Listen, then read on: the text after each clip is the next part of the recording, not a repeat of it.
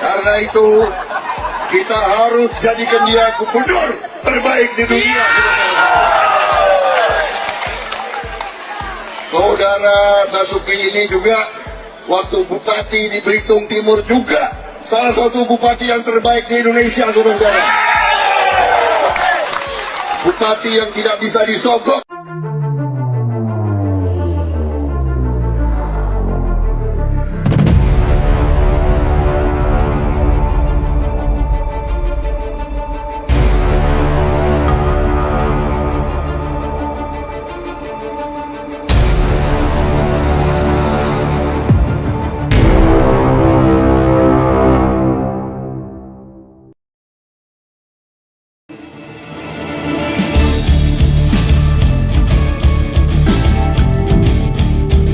Gerindra yakin Prabowo jadi presiden 2024. Padahal ini bukti peluangnya kalah sangat besar.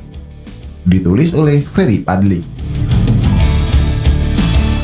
Kalau ada pertanyaan, sebutkan satu saja orang Indonesia yang pengen banget jadi presiden. Pasti jawabannya adalah Prabowo. Bagaimana tidak? Berkali-kali ikut pilpres dan berkali-kali kalah. Nggak kapok-kapok juga. Bahkan Prabowo sudah ikut kontestasi pilpres sejak 2004 silam.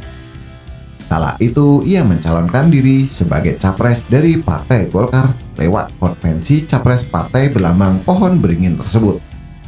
Tapi sungguh sayang, Prabowo hanya lulus sampai ke putaran akhir, sementara capres yang diusung beneran oleh Golkar adalah Wiranto yang berpasangan dengan adik kandung Gus Dur, Salahuddin Wahid.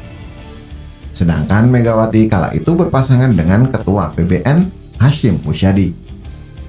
Terakhir, karena baik Wiranto maupun Megawati memilih wakil orang dari NU, suara ormas Islam terbesar di Indonesia itu pecah.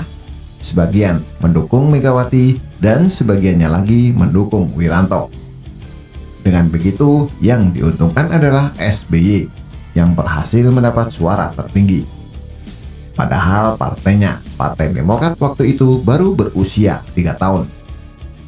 Coba kalau seandainya NU kompak mendukung Megawati, belum tentu SBY menang. Karena jumlah massa ormas tersebut mencapai 91,2 juta, bukan jumlah yang sedikit. Sedangkan di Pilpres 2009, Prabowo jadi cawapres Megawati. Di Pilpres 2014 dan 2019, dia jadi capres. Namun, meskipun kalah berkali-kali, nggak kapok juga Prabowo ini nyapres.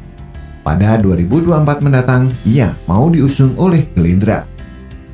Menurut Ketua DPD Gerindra DKI, Riza Patria, Prabowo sangat berpotensi terpilih menjadi presiden periode mendatang. Kita yakin dan optimis, pemilu 2024 tidak hanya dimenangkan oleh Gerindra, tetapi juga Bapak Prabowo akan menjadi presiden 2024-2029, ujar Riza dalam sebuah diskusi.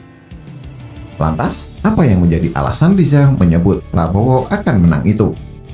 Berdasarkan hasil survei menunjukkan bahwa elektabilitasnya selalu yang tertinggi. Di samping itu, tentu yang menjadi alasan lain adalah lawan terkuatnya, Jokowi sudah tidak bisa mencalonkan diri lagi. Maklum, Padekan sudah 2 periode. Jadi, berdasarkan konstitusi negara kita, bahwa presiden itu bisa menjabat maksimal 2 kali saja. Beda dengan Presiden Cina Xi Jinping, yang bisa menjabat sebagai presiden seumur hidup, dan Presiden Rusia Vladimir Putin, yang bisa menjadi presiden sampai tahun 2036. Namun yang menjadi pertanyaan di sini, apakah benar peluang Prabowo untuk dipilih jadi presiden sangatlah besar? Ternyata tidak juga, Furguzo. Ini bukti kalau peluangnya untuk kalah lagi juga tidak kalah besarnya. Yang pertama, ditinggalkan banyak pendukung. Tentu masih segar di ingatan kita siapa saja yang mendukung Prabowo di Pilpres 2019 lalu. Ada FPI, HTI, PA212, GNPF Ulama, dan lain-lain. Dan mereka-mereka ini sudah memutuskan untuk tidak akan memilih Ketua Umum Partai Gerindra itu lagi pada pemilu 2024 nanti, lantaran Prabowo masuk Kabinet Jokowi. Padahal jumlah massa kadrun ini cukup besar. Rizik saja mengklaim yang ikut aksi 212 mencapai 7,5 juta orang. Lebih dari setengah jumlah penduduk DKI 10,56 juta jiwa. 2019 mau pilih Jokowi apa tidak? Tidak. Mau pilih Jokowi apa tidak? Tidak. Mau pilih Jokowi apa tidak? Tidak. Wakilnya Kiai. Tidak. Pilih apa tidak? Tidak. Ibu-ibu Kiai. Tidak. Pilih apa tidak? Tidak. Kiai. Tidak. Kiai. Tidak. Ulama. Tidak. Wakilnya Habib. Tidak. Cucu Nabi. Tidak. Habib. Tidak. Cucunya Rasulullah. Tidak. Pilih apa tidak? Tidak. Pilih apa tidak? Tidak. Pilih apa tidak? Tidak. Loh Habib, kenapa nggak pilih Jokowi? Jokowi kan wakilnya Kiai. Hei, siapapun wakilnya, siapapun, setinggi apapun ilmunya, mau ustadz, mau kiai, mau tuan guru, mau syekh, mau abuya, semulia apapun garis keturunannya, semulia apapun nasabnya, mau Habib, mau Sayyid, mau Syarif, kalau mereka diusung oleh partai-partai pendukung penista agama, maka kita sebagai umat harus kita tenggelamkan. Allah Akbar. Allah Akbar.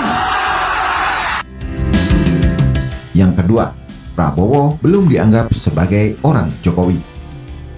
Pendukung Jokowi tentu masih ingat apa yang dilakukan oleh Prabowo pada Pilpres 2019 lalu. Mulai dari menyebarkan hoak Ratna Sarumpait, ngomong bocor, tidak mau menerima kekalahan, hingga merangkul kaum intoleran agar terpilih menjadi presiden. Ulahnya yang menghalalkan segala cara tersebut yang membuat pendukung Jokowi sulit untuk menerima Prabowo. Artinya apa? Meskipun sekarang dia berada di kabinet Jokowi sebagai Menteri Pertahanan, pendukung Jokowi belum tentu akan memilihnya pada Pilpres 2024 mendatang. Kecuali satu orang, yaitu Immanuel Ebenezer. Ketiga, orang sudah mulai bosan melihat muka Prabowo. Jika ada lagu yang berjudul "Di Mana Ada Kamu, Di Situ Ada Aku" yang dinyanyikan oleh Heidi Diana, yang ini "Di Mana Ada Pilpres, Di Situ Ada Prabowo". Bayangkan, 3 kali Pilpres dia tidak pernah absen ikut. Dengan begitu, apa nggak muak melihat mukanya? Lihat muka Roy Suryo saja belum pernah nyapres, bosan banget. Apalagi melihat muka dia lagi. Sudah clear pula.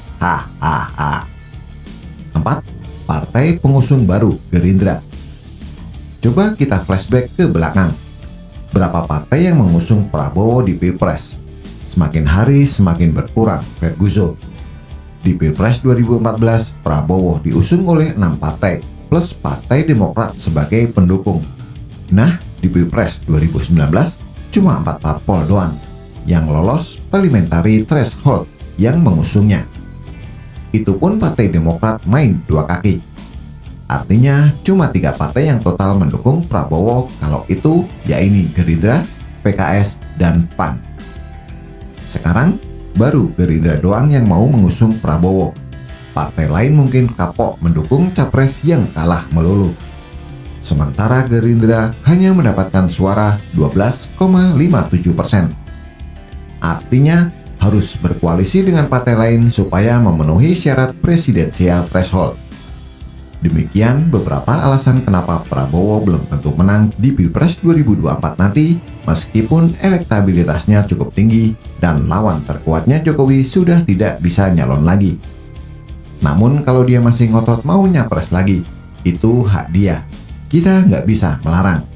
Hanya saja kalau kalah lagi, harapannya sih bisa lebih dewasa, nggak kekanak-kanakan kayak dulu. Sujud syukur padahal kalah.